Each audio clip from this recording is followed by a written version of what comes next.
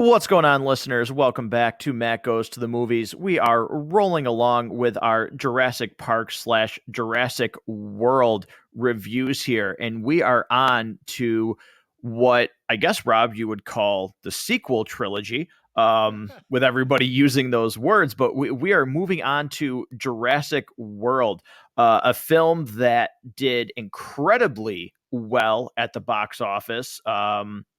Which was surprising given how we've seen similar franchises try to come back and not have very successful results. Matrix Resurrections, we could go on and on and on of things that waited forever to come back and didn't quite have the fan base that they were hoping they still had. Jurassic World was not one of them, regardless of how you feel about the movie, and we'll get into that. You can't deny the box office that it brought in upon its release back in 2015. Yeah, I gotta say, I was huge fanboying when I heard that this was coming back. I loved even the third one that's terrible. It's still dinosaurs. Like I'm a sucker at heart for it. Just give me that. Give me all of that. The fact that they were kind of spinning it forward a little bit. It was a working park. You already kind of know what's going to happen. You know that something's going to go to all the hell before it even starts. I mean, that's kind of the whole point of these. Like, you're not just going to see a kid on vacation, like Right. just a kid going to dinosaur Disneyland is not going to make the movie. We want to see dinosaurs rampaging through and getting out of their pens and things like that. So you kind of already know. And now that you've said that, call this the sequel trilogy, I kind of want a prequel trilogy to this now. I kind of want to see John Hammond coming up with this idea and going all over the world trying to outrace Dotson and his people to find the amber and build the park without anybody knowing about it. Like, I give me that as a trilogy. I mean, maybe not a whole trilogy, maybe like just a single movie. I'd watch that. Would you watch that? I'd watch it. I'd watch that. Absolutely. I'd watch it. So, let's.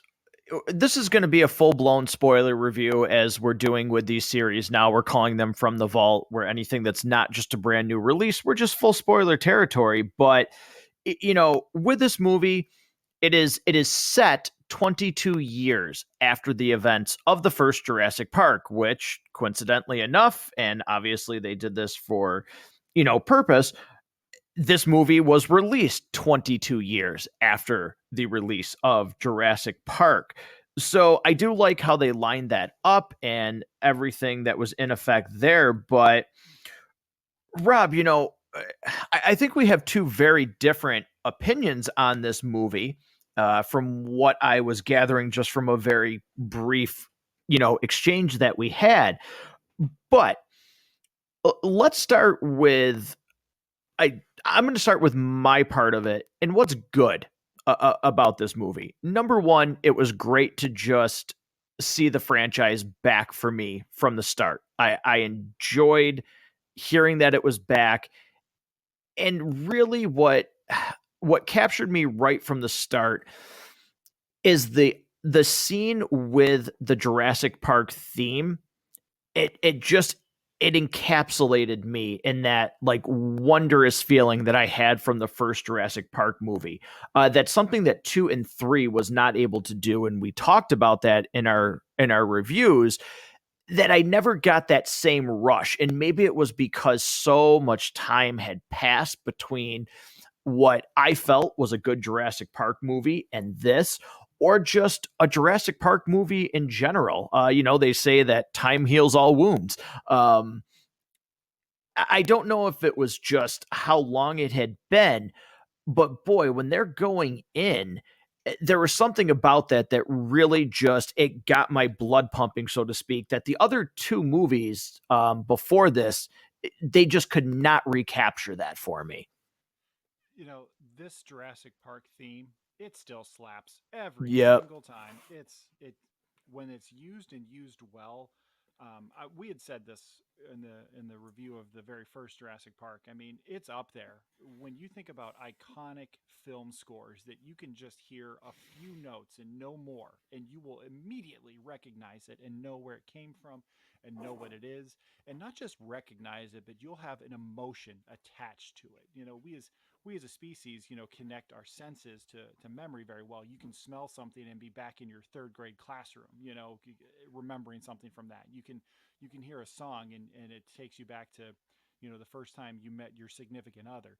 We're very attached to that. You can hear just a few bits of the Jurassic Park main theme and immediately be transported back to the first time you heard it with Dr. Grant and Dr. Sadler, looking at those herd of apatosaurs and all of the other animals that were in there.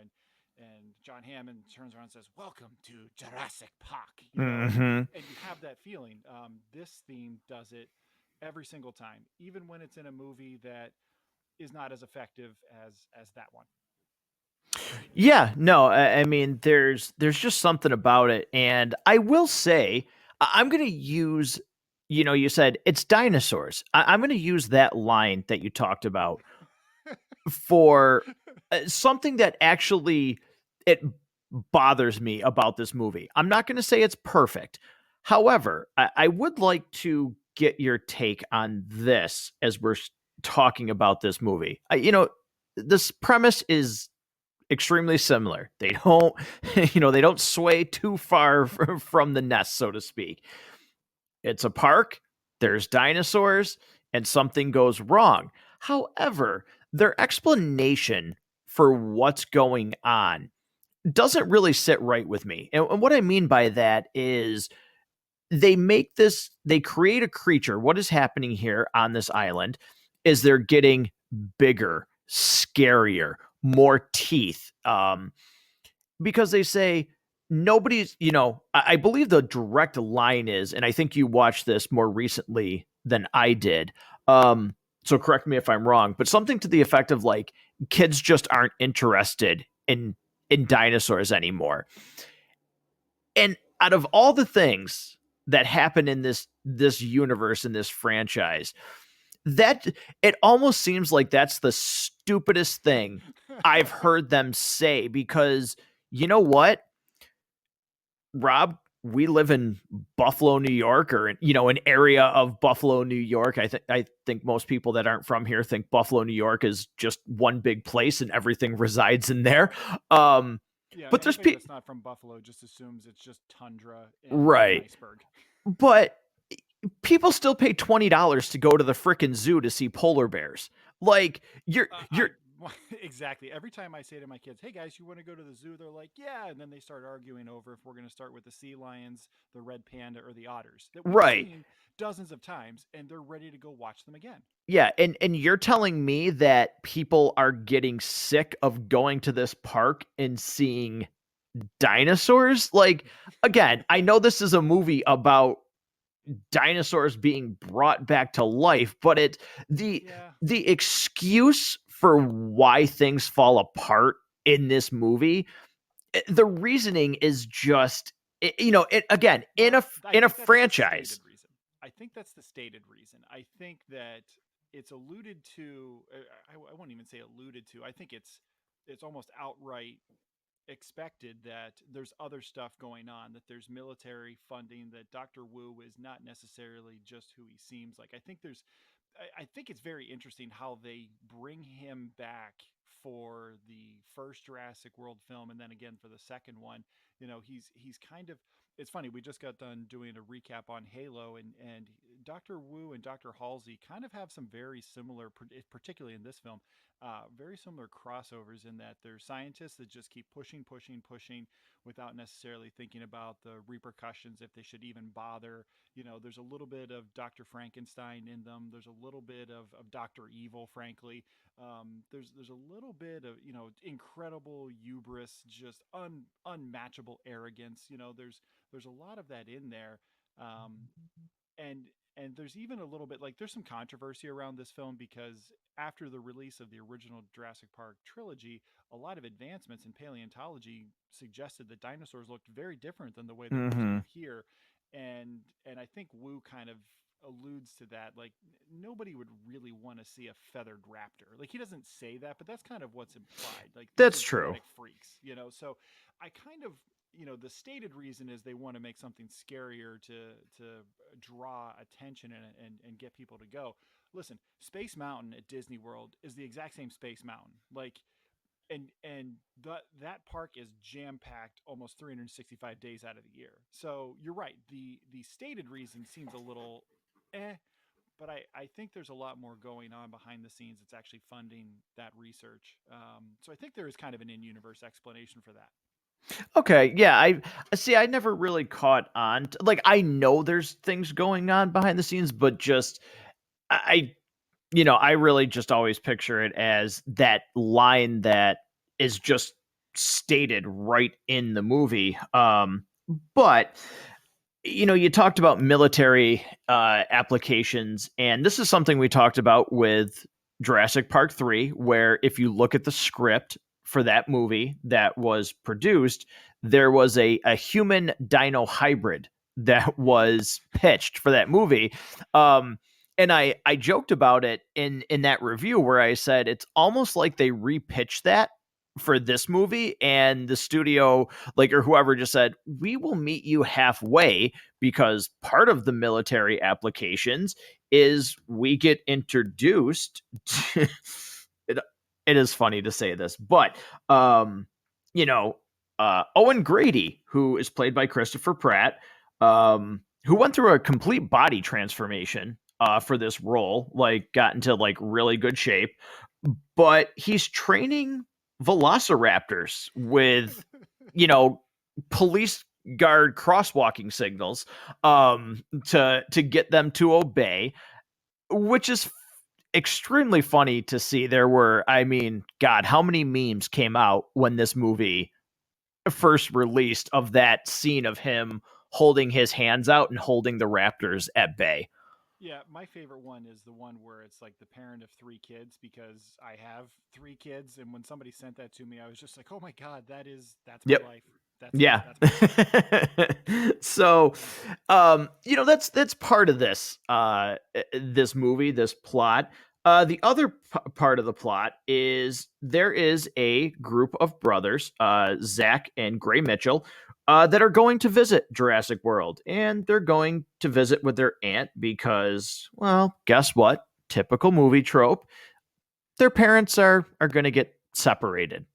So they're kind of giving them a little bit of a vacation. But how do you feel about this, Rob? Because I have my thoughts on it. I thought they were actually pretty well acted in this movie, and as opposed to some of the other times this has been used in movies, I did feel like this worked pretty well in my case. But how do you feel about this part of the movie?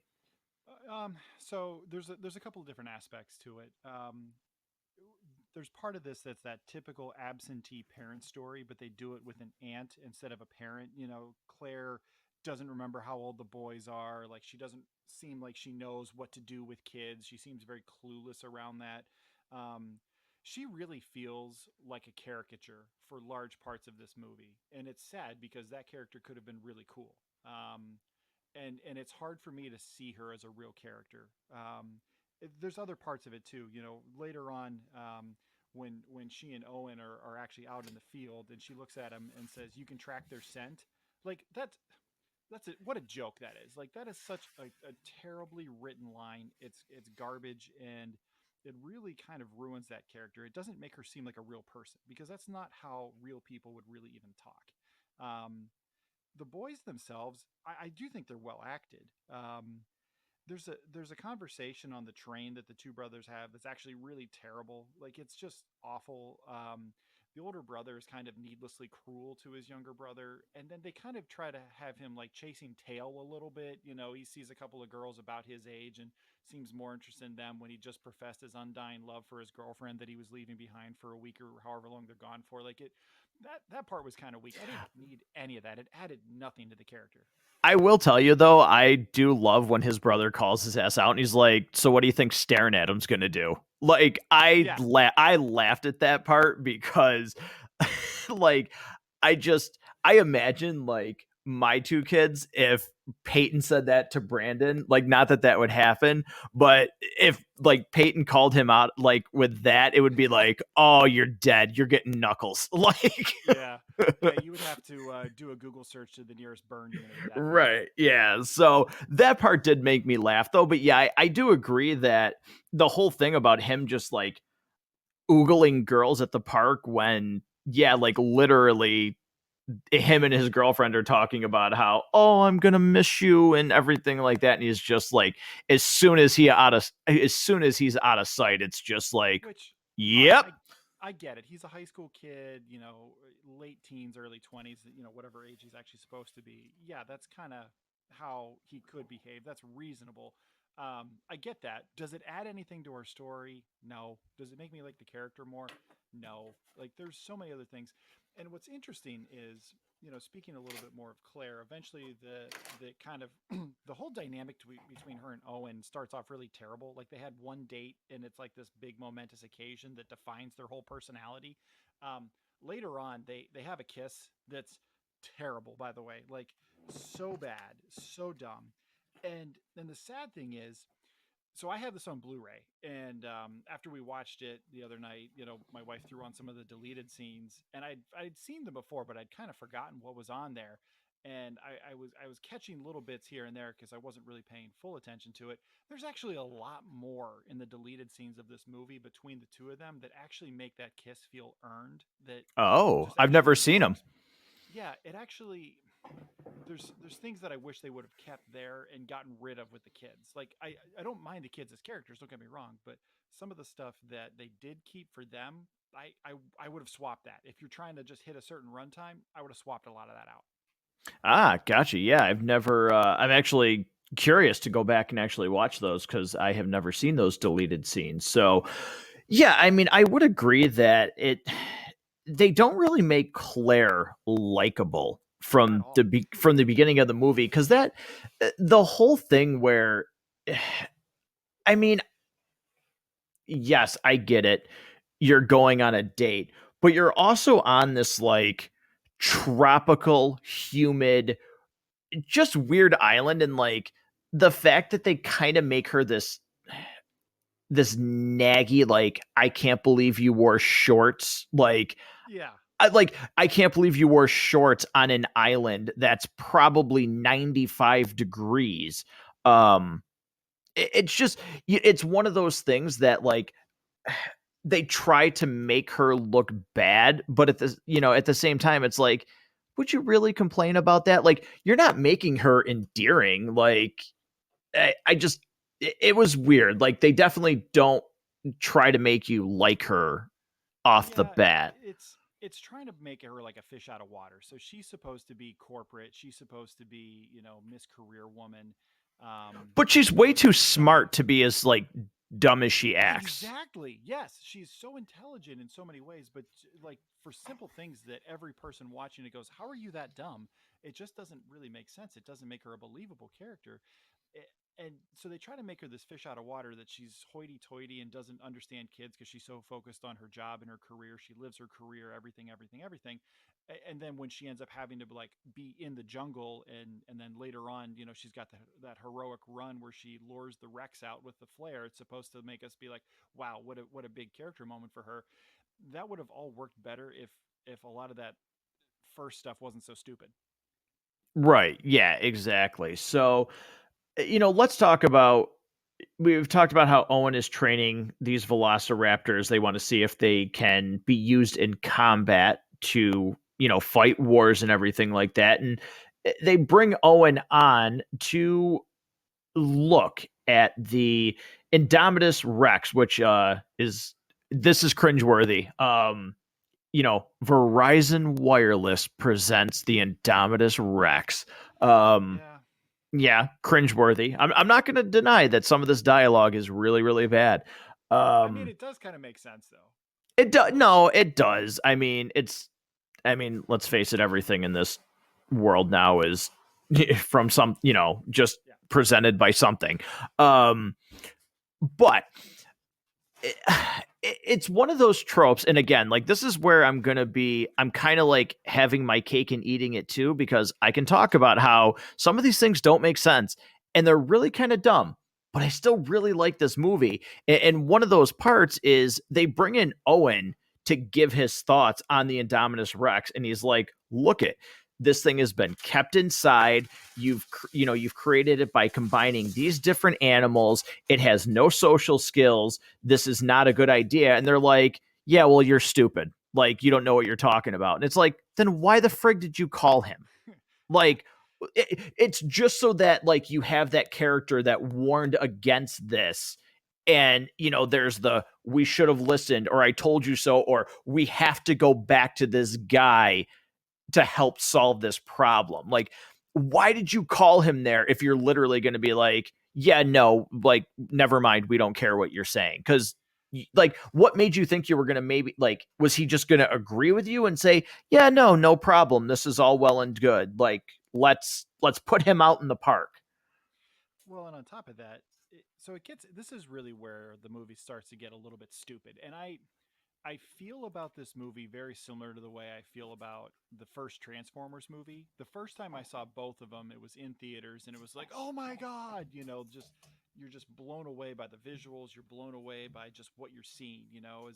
As somebody who was a kid in the 80s and 90s, dinosaurs and Transformers were a major plus Lego. Was like a Right. huge part of my childhood. So both of them have special places in my heart. And then you're just blown away by the visuals and just the eye candy, all of this stuff that you're seeing. Ooh, shiny over here, shiny over there.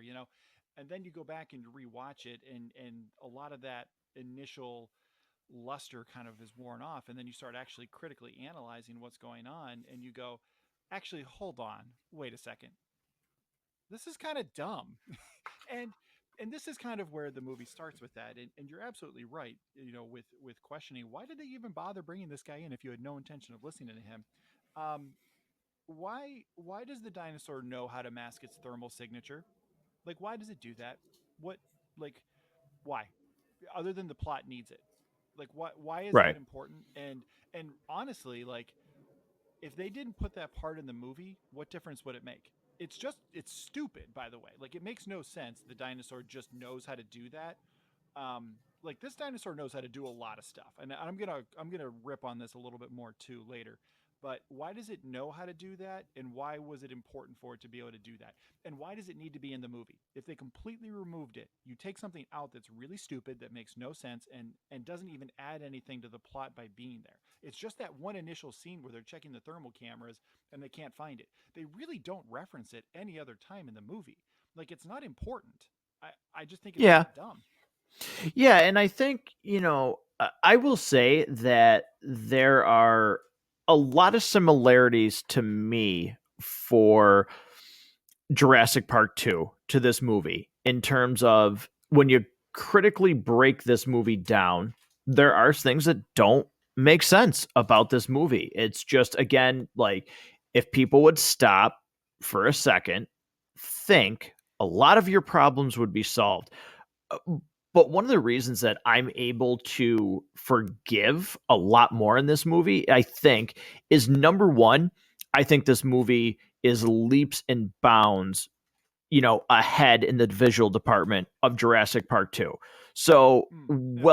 while you're analyzing things, you're not also for me, you're not also looking at something really bad on the screen. At least what you're looking at on the screen, again, to me, is visually appealing.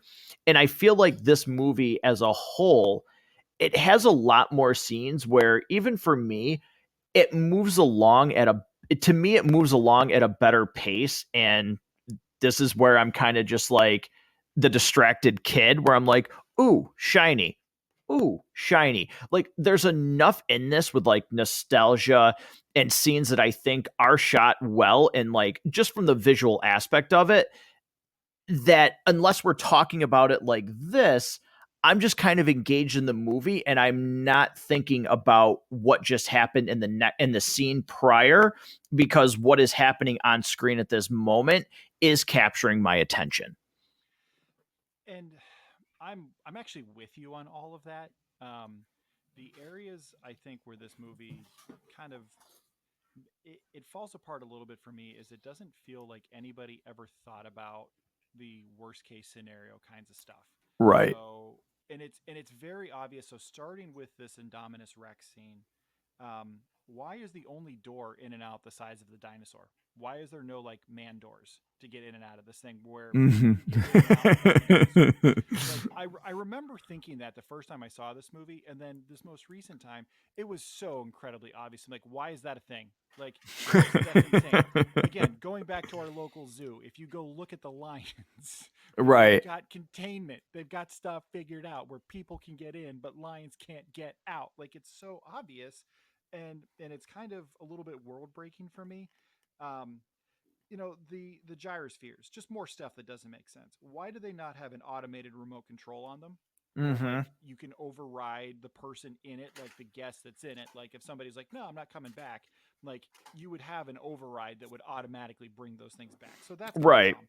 On top of that, why do the balls not have safe zones they can't go out of? Like it says, hey, here's the path, and it goes, hey, we're going to go off the path. Why does the gyrosphere even have the ability to go off a path? Like there's not a clearly defined safe zone. Like that's stupid to me. It makes no sense. And one of the biggest things, why are there no like the containment protocols make no sense at all. They don't have anything like underground safety bunkers. They don't have anything like that built in case everything gets overrun or they have a massive power The- failure or they get hit with a hurricane. What are you going to do with all these people? Just leave them out in the open in case everything gets out? No, you got yeah, to that's obviously have some kind of underground bunker. no, that's the plan, is to put everybody into the gift shop area so that they can spend money while they're waiting to be slaughtered. Like Yeah, like they're waiting to get picked off. And then you look at the pterosaurs where like they were like that dome is literally like one crack away from absolute catastrophe. Like Mhm. there's absolutely no containment protocols that were thought about at all. Like if somebody got a little, whiskey throttle on a go-kart or a golf cart or something like that, like all of a sudden you've got a bunch of pteranodons just eating guests. Like there's Right. so much about this movie. They didn't learn anything from the tragedy of the first park. Nobody thought about any of this. Now, I don't have a degree in architecture. I'm just a guy that likes to take my kids to the zoo. So I don't even really have any knowledge about any of this crap whatsoever. And I can already think of this stuff. Like, why, why has the movie not thought of it? And it makes Right. everybody seem stupid. It makes so much of it seem like it's not actually based in reality. And so it's a little bit, for me, it's a little bit world breaking. Gotcha. No, I mean, I can completely understand that because there are a lot of things that are just again, it sounds funny to sit here and say some of these things because we're like, oh, it's world breaking or it doesn't make sense in a universe where dinosaurs Dinosaurs. Yeah. exist again. But again, when we're talking about it from the standpoint of this is the universe that we're watching. So in the universe that we're watching, where you want us, where we're in the moment of dinosaurs are real and this is what's going on in the world, it's like, well, then you have to consider, like, then you should be considering all of those things that your audience would be considering so that if something does happen, it's believable in the sense of the context that we're observing.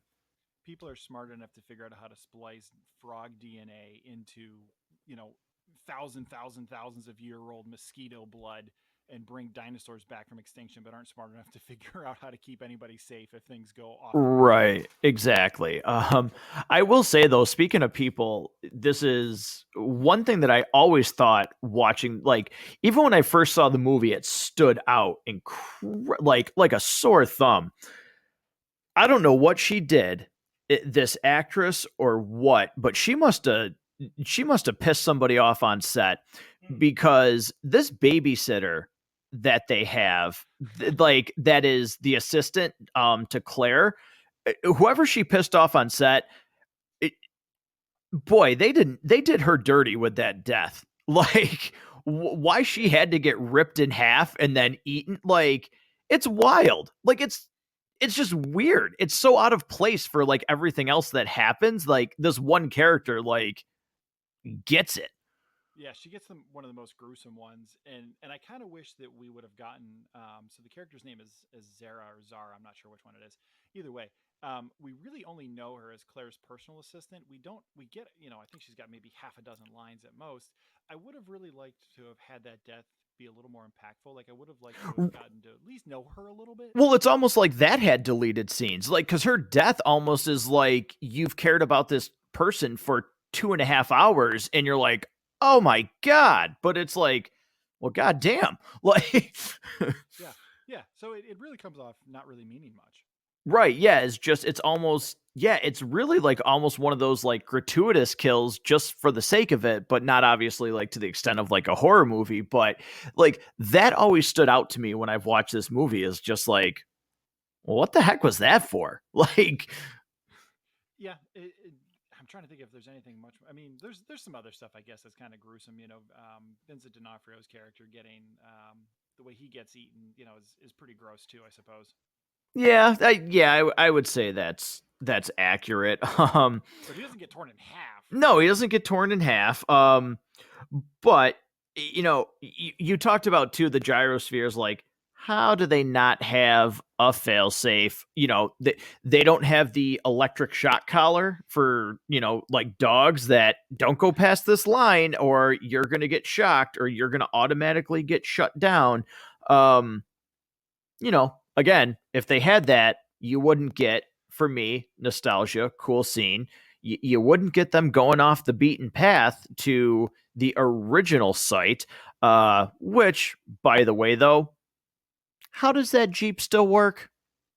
Yeah, so I've always had a major problem with that, and I think I caught something this time that kind of explains it a little bit, and I've always been like, wait, there's no way at all. So they set it up that these kids had like helped their grandpa rebuild a car one summer ago, and now all of a sudden they're auto mechanic experts. Like that '60s muscle car they rebuilt works exactly like a 1993 Jeep Wrangler. Right. And I had always picked up on that they had talked about this thing that they had done, but just the vehicle itself, like, Well, here's the is one that how thing. that works? Yeah, no, it doesn't at all. But the one thing that I've always been like is okay, how does the battery have any ability to turn over, and how is the gas even worth anything? It would be Jello. The gasoline is Right, also right, right. Jello at this point. The one thing I will say that I picked up this time, and I don't know that it's really well spelled out what the kids are doing. There's like some kind of like side by side or like four wheeler or something like that, some kind of ATV that it looks like they are ripping something out of. So I'm kind of going to give the movie a little bit of a pass here. Is it possible that they took the battery from that and put it in the Jeep? Yeah, that would probably maybe get it to turn over, maybe. And could they have siphoned the gas from it? Sure. They don't show it, but okay. So even if you accept that that's what they did, the fuel lines in this thing would be dry rotted into dust. Anything that was a fluid in there would be evaporated. So, like your brake fluids, Mhm. transmission fluids, power steering, all of that would be gone. All of the hoses that carry all of that in a jungle environment would be completely destroyed. The tires would be flat, and you would not be like they wouldn't take air. Like they would just be dry rotted into nothing. You'd be lucky if any of the steel was still left. I mean, just think about cars that are driving around on the road that have been somewhat maintained, somewhat, Mhm. and how much rust you see on those. This vehicle has been sitting with no care at all whatsoever for over 22 years. There would be nothing left of this thing. There's no Right. way they get that thing to turn over and get out of there. They would have been better off having us see them just find like a side by side or something like that had like a half eaten Jurassic World construction guy, and they're like, "Oh, hey, let's get out of here and just drive away in that thing," because it would have made more sense. Yeah, that's 100% accurate. I will say before we get to that scene, uh, I did enjoy the scene where as they're going off the beaten path, and again, it's kind of corny dialogue, but he's like, "See, look at this, real dinosaurs." And I think he says, "Rob, what's the line like? There's five of them," and he's like, "Well, no, there's six." And the older brother's like, "I thought you were supposed to be good at this," and he points. I do like that scene where the Indominus Rex is like just smashing them around. I did enjoy that scene a lot. Now, again, the dialogue through it is is pretty clunky. But I did like that because again, the one thing that I will not one thing, but really giving this movie praise for is again the visual effects I feel in this are done very well. A lot of the stuff on screen looks very, very believable. Yeah, I think that the scene where, and this is, you can see the Spielbergian elements peeking through at times. For all of the things I complain about, certainly recognizing what works well. I think there are a lot of things that work well about this movie. When the dinosaur is behind them and they actually see the reflection in in the front of the bubble, that's actually a really really cool setup. I think that's a well shot, well paced, well edited moment. The one problem that I do have though is the movie doesn't really decide how smart the Indominus actually is. Like it's not like it's smart enough to know that it has a tracker in its back, and it like it somehow knows what a tracking device is. It's convenient smart.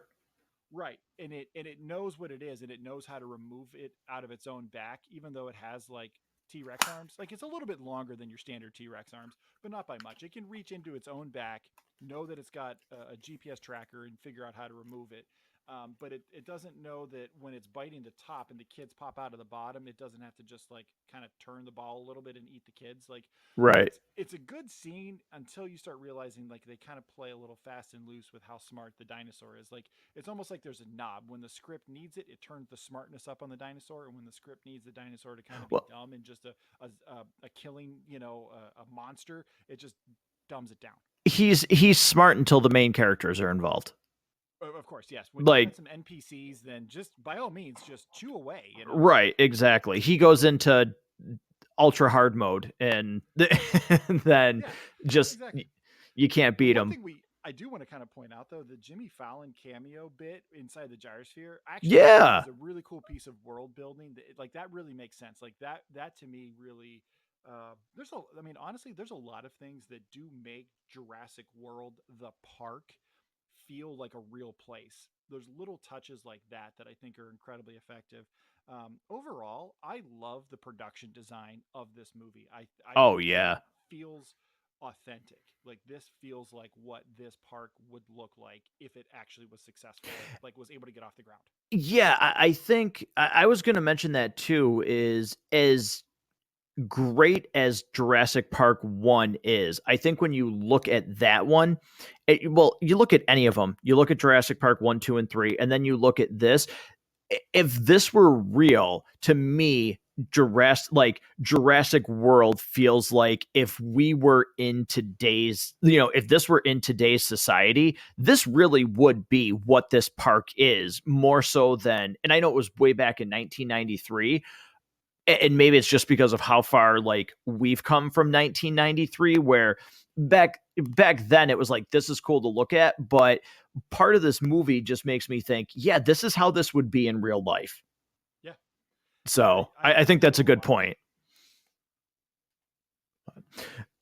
So as things start to, just completely unfold and crumble, this is where Hoskins, who we didn't really talk about, but he is, you know, with Owen, who was training these velociraptors. And of course, it's, I've seen them take orders one time. We can control them. We're going to send them out against the Indominus Rex.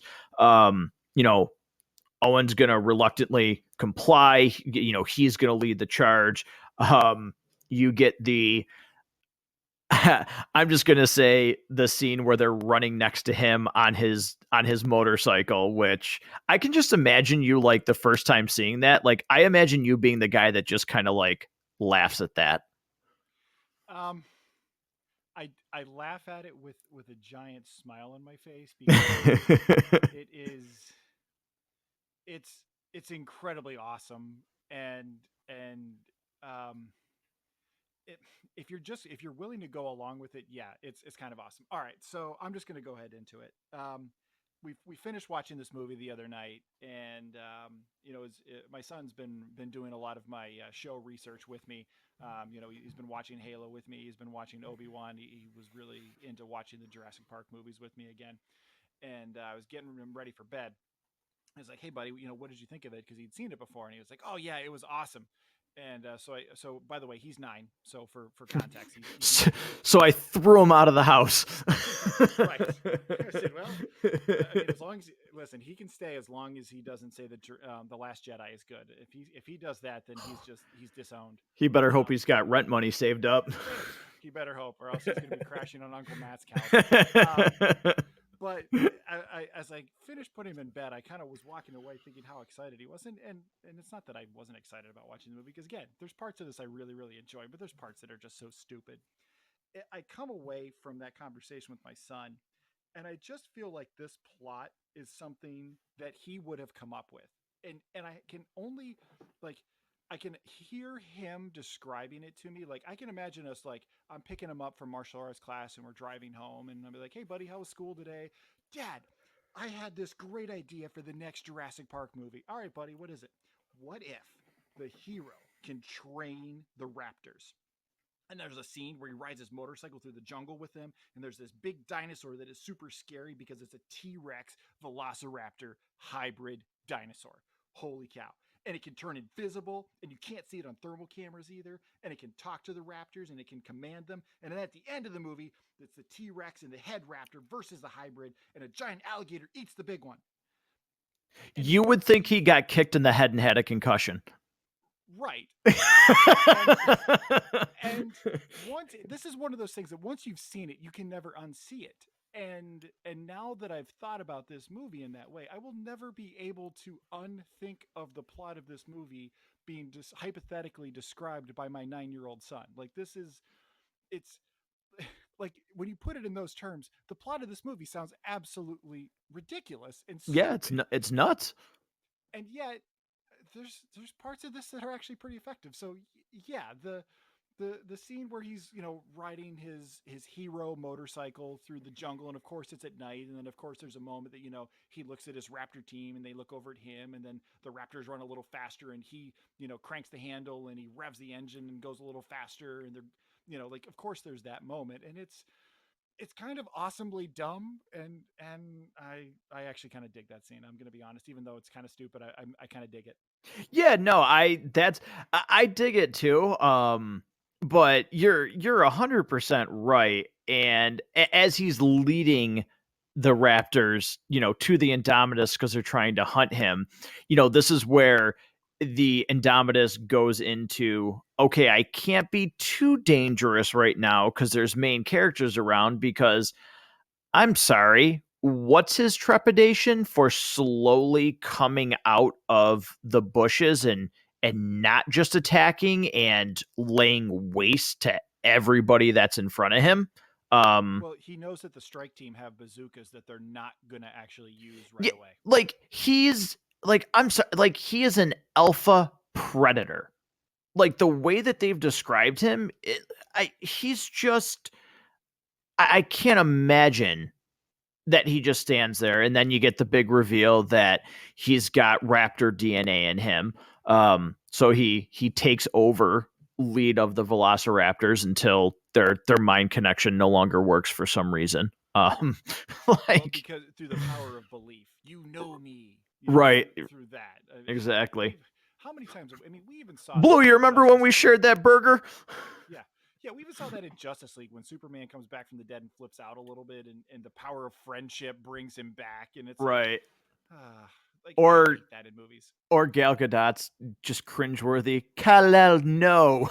Like, Yeah, it's give me at least something a little bit better than what we get there, and then all of a sudden, once the Raptors are broken of the mind control spell, they never fall back under the mind control spell again. Like, right, he never tries to communicate with them again. It's just like, yeah, nope. Like, apparently when they made this one, they grew the really big resonator kazoo in his head. yeah. Again, though, he goes back into alpha predator mode and is just like, yeah, I'm sick of this. I'll kill you. Like, Yeah, and the strike team shows up though, and they have eyes on the target. Like, why they didn't immediately shoot their rocket propelled grenades and all of this other stuff that they had. right, because here's the thing. Like, in all actuality, Hoskins and like, they want the Raptors as predators for like army missions and stuff like that. They don't want the Indominus Rex. at this point, I forgot the guy's name who takes over who takes over for Hammond, like, and is fulfilling his wishes. I forgot that Oh, character's name. Simon Masrani. Yeah, he's dead. He's gone. So it's not like he's saying, no, you need to protect our investment. So yeah, as soon as they see him, like, okay, use the raptors to track him. There he is. 1, 2, 3 grenades into the bushes, dead, day's over. Yeah. Yeah, except that it's got like super strong hide or something like that. I don't know. Like it's again, the movie doesn't really have consistent rules with what works and what doesn't. Right, exactly. So, we get to the end. He's gonna fight, and you you get the veteran T-Rex, the T-Rex that saved the day in Jurassic Park 1, at the end of it, so our heroes could escape. But this scene, it was I will say it was so cool in the first theater, like the first time in the theater, to see this scene, that gate opening up, to see that T-Rex. But if there was one thing that, like, and again, I don't know why, but if there's one thing in this movie that, like, I immediately saw on first viewing and said, "Are you kidding me?" It's the fact that Claire is outrunning a T-Rex in heels. Yeah, and we talked about this, I think, with the second Jurassic Park movie. You know, again, in terms of things that they almost have like sliders, like you can change the difficulty of the dinosaurs as you Right. ride. In the first movie, they're in the Jeep and they're barely outrunning the T Rex. In subsequent encounters with the T Rex, you can just kind of like have a brisk walk, like mall walkers, like the speed they go at. Like you can Right. just be a mall walker and get out in front of a T Rex in later versions of it, just as it's necessary. I mean, he is an older fella now, so I don't. Well, I mean, you got to imagine how old was he in the first one? Maybe 2 or 3 years. Or I think it's she actually. I'm sorry, they're all female. She's probably 3 years old maybe when they get to full size. Who knows? And now that she's 25, what is actually? I should look this up. What is the life expectancy of an adult she's T Rex? she's not picking up those knees when she's running anymore. Like, No, it's the should have short like little steps. yeah, it should have like a knee brace on or something like that, or maybe a T Rex walker. Now I'm actually picturing what a T Rex walker would look like. That's Right. always kind of funny with their little short arms. Like I'd love to see that. Right. But, the T-Rex comes out, it pairs up with Blue, which is a funny, like, that scene made me laugh though when I So like, why do they know that they're tag team partners? There's right, the three camera just apex predators, and two of them just somehow know that the Indominus is the big bad for the movie that they're all in. right. Instead of it being a one-on-one, the T-Rex and the Raptor just agree that they're gonna team up, and it's so this whole ending is so dumb. Like at this point, just let a bunch of big kaiju beat the crap out of each other and have the giant alligator dinosaur serve as your Deus Ex Machina at the end. Like when the Mosasaur comes out and finishes it off, I'm just like, whatever. That whole thing was dumb. Like I wanted something more from this. Yeah, I did laugh though, like that shot of Blue, like, running like running towards the camera. That cracked me up a lot. I don't know why, but it was, yeah. It's just Yeah, Godzilla and Mothra agreeing to fight, Ghidra together. right, exactly. So then, the T-Rex and Blue agree, like, okay, fighting's done. We're gonna go our separate ways. Um, Survivors are evacuated, islands abandoned. You know, we have a happy ending. I will say though that establishing closing shot of the T-Rex just walking to kind of like the edge and doing its roar, uh, again, that I was like, yeah, that works. Like, Yeah. it's a scene that works for me. For as much as I hated the events that happened like 2 minutes prior, that still gets me. And even just the there's little callbacks to earlier films that I think in in other movies they might have overdone them. In this one, there's the appropriate amount of nods, so you can see the Yeah. scarring on that T Rex from the fight with the raptor at the end of the first one, which makes perfect sense. That after three raptors like really went after him, that, or after her, that she would then just team up with this new raptor to go after the Indominus. Like that totally makes sense. But just Right. little things like that. I think when the kids find the original visitor center, there's little nods there that if you're looking for them makes you remember Mm-hmm. parts of the first movie. Like when they find, they find the When Dinosaurs Ruled the Earth banner. They find the night vision goggles. Like little things like that are fun Easter eggs without being overdone, and I appreciate that. Yeah, no, I think this movie did balance a pretty good line of, you know, being its own movie while calling back to the first, by giving you callbacks to the first movie, but not overdoing it. Yep. Which is, some of the complaints of, some of these movies that, we mentioned in the beginning that come back after all this time, and it feels like this is really just a remake. It's it's a reskin. Like your character used to be blue and we reskinned him as green. Like, oh, look at the changes we made this year. But It's I pretty didn't much feel just a remaster. right. Yeah, I didn't feel like this movie did. It did not cross into that territory. No, not for me. So, all right, let's let's see. Do you have anything else that in the main part of this story that you feel like we didn't touch on? You know, the most emotional moment for me in this movie, we didn't get a chance to cover it, when Owen and Claire are kind of out in the field together and they come across the Apatosaurus that's dying, and they Oh share their last yeah. moments. Um, I've said this a million times on the show. Practical effects, when you can do them, are always so much more effective.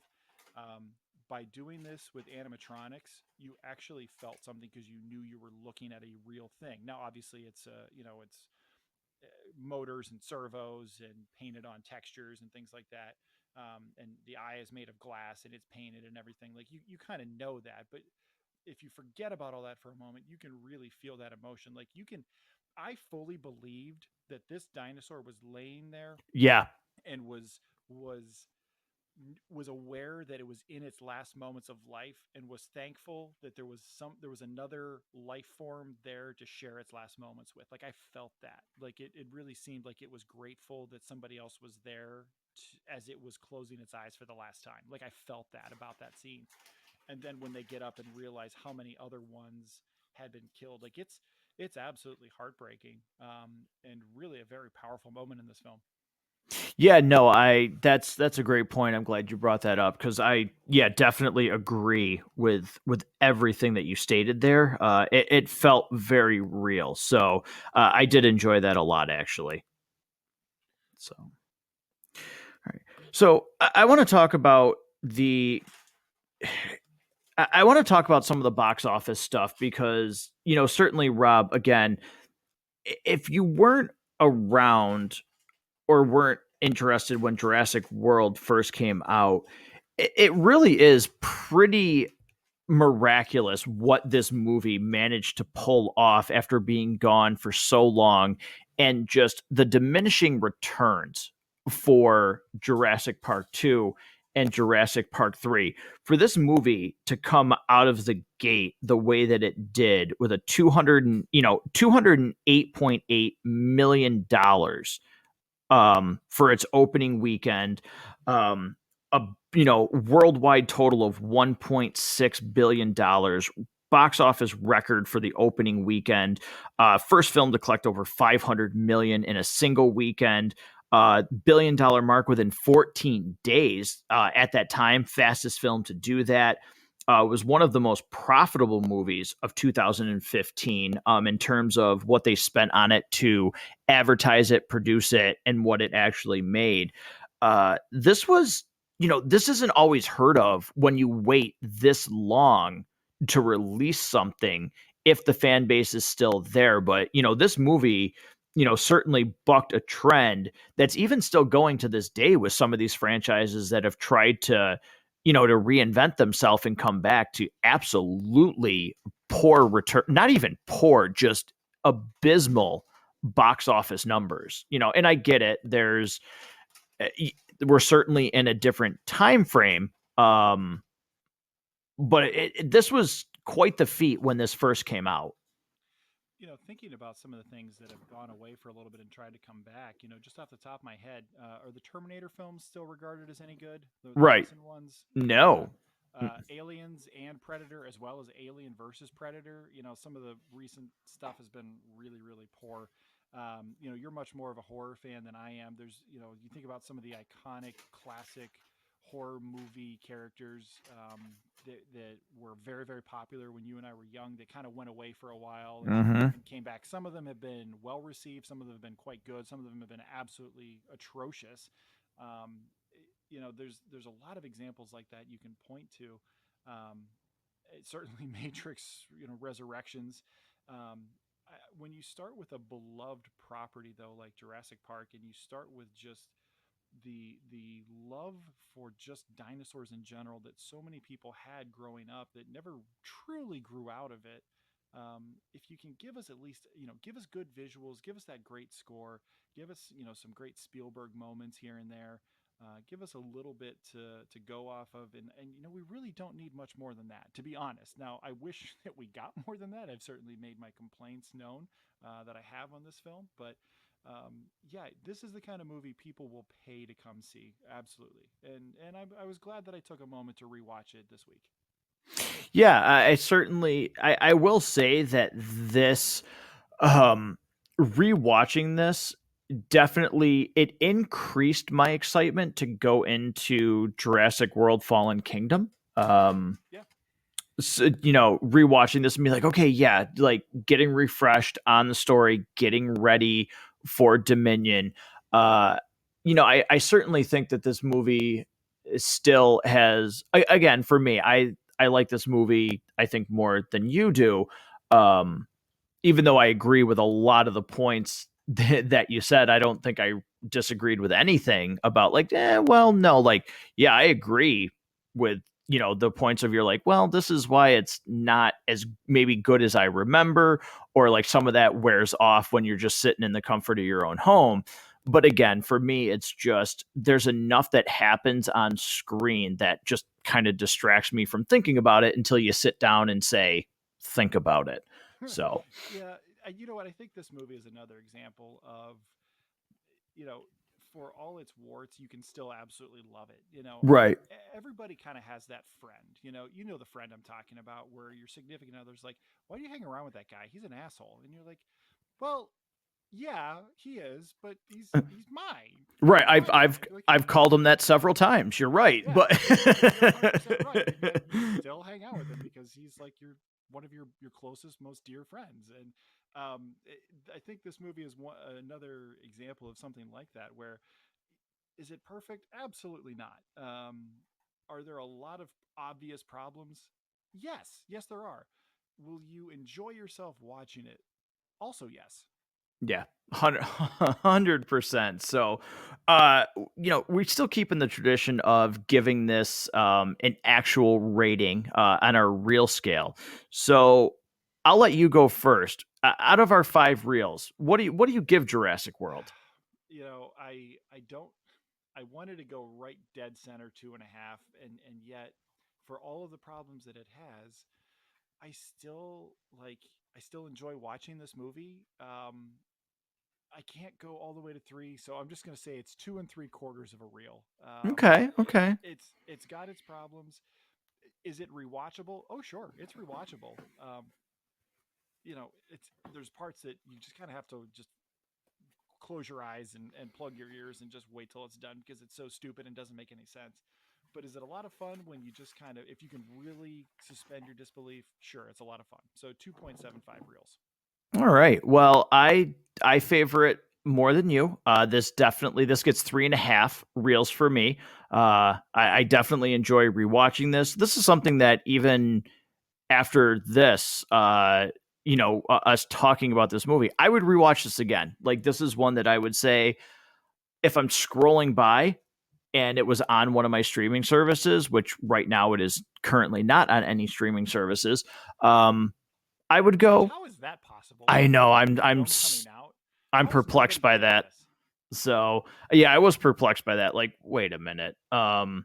But this is something, yeah, where if this were on HBO Max, like the first three, I would have sat there and been like later on down the road, been like, yeah, you know what? I'll click that on, like no problem. So I definitely give this a couple more reels than you do, but you know, we our streak continues of not agreeing on on a couple of movies, but Except for the first one, which is we both clearly give it a 5, and would actually give it 6 out of 5 reels. right, exactly. So it'll be interesting to see what your thoughts are going to be on Fallen Kingdom, because I certainly know what I'm not going to say them obviously now, but I know what my initial thoughts were upon seeing that movie.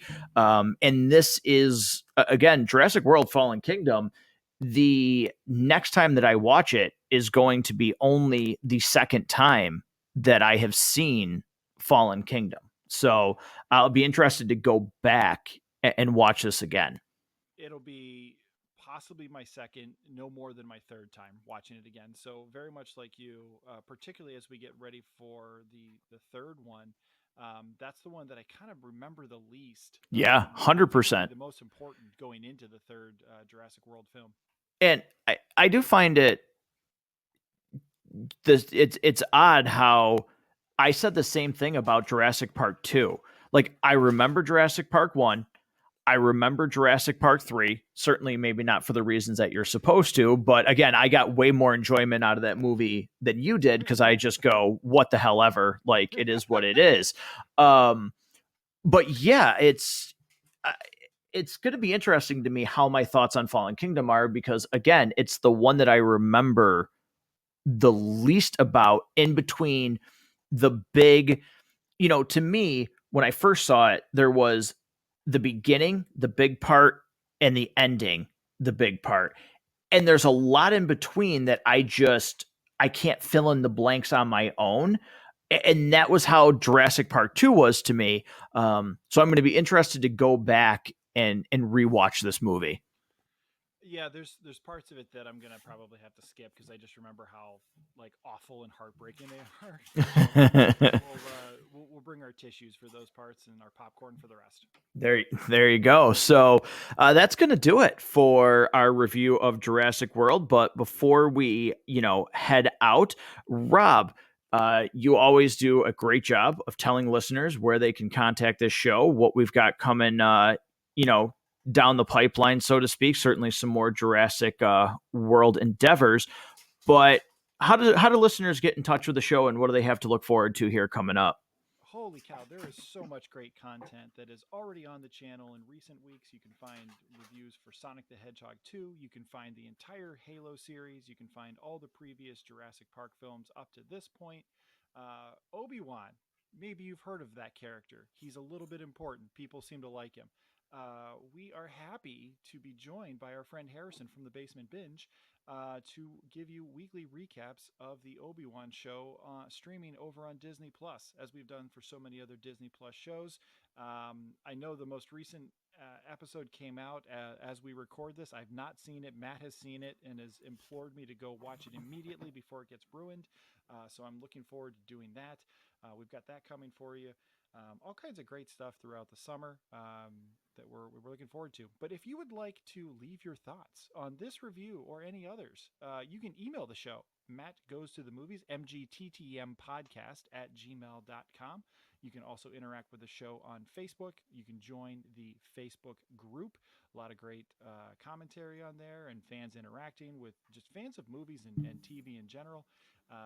You can also check out the show on Instagram. You can check it out on TikTok. While you're on the interwebs, you can head over to dubby.gg, dubby.gg, and enter the promo code MGTTM podcast for 10% off your order. It's a phenomenal product that I've gotten a chance to use a little bit, and it's a powdered energy substance, which is pretty cool. You mix it in with water. It mixes in super easy. You don't even need a shaker bottle. And what I like about it being powdered is you get the opportunity to kind of like control how much of it you want. So a whole scoop is really going to put you on the moon. Half scoop is about what I like to use, and if I need just a little bit of a boost later in the day, but I don't want to be up all night, I can just put a tiny little bit in. It mixes right into a glass of water pretty easily, and I'm awake and alert. So W.GG, you get 10% off your order with the promo code MGTTM Podcast. Thank them for sponsoring the show. Yeah, absolutely. I actually took a scoop myself before this to keep me focused up of the beach and peach flavor, which I'm thoroughly enjoying. So head over, take advantage of that promo code, and get 10% off your order. So, folks, thank you so much for listening to this episode and every other episode that you've been on this journey with us. And until next time, we will catch you very soon at Matt Goes to the Movies.